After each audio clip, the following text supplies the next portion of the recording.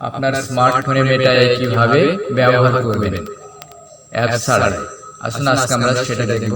এজন্য আমাদেরকে প্রথমে নিচে বা উপরে স্ক্রল করে দেখবেন মেটা এআই বা মেটা ক্যামেরা। এটা আপনার আর মেসেঞ্জারে পাবেন।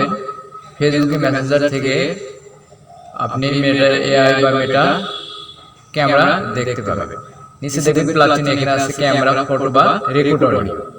এখানে আপনি যেটা ব্যবহার করতে চান সেখানে ক্লিক করবেন। আমি ক্যামেরা দিয়ে একটা ছবি তুলে ব্যবহার করে দেখাচ্ছি। আমি একটা বইয়ের ছবি তুললাম, দেখবেন মেটা এআই এই বইয়ের বর্ণনা আমাকে দিয়ে দিবে। এভাবে আপনি যে কোনো গাছ, পণ্য সামগ্রী বা মেসেজ লিখেও আপনার কাঙ্ক্ষিত জিনিসের রেজাল্ট আপনি মেটা এআই থেকে পেতে পারেন। আমি বইটা আপলোড করার পর কিছুটা সময় নিয়েছে এবং সে বইয়ের বর্ণনা দিয়েছে। আমি কি আপলোড করেছি তার বিস্তারিত এখানে আমি দেখতে পাচ্ছি।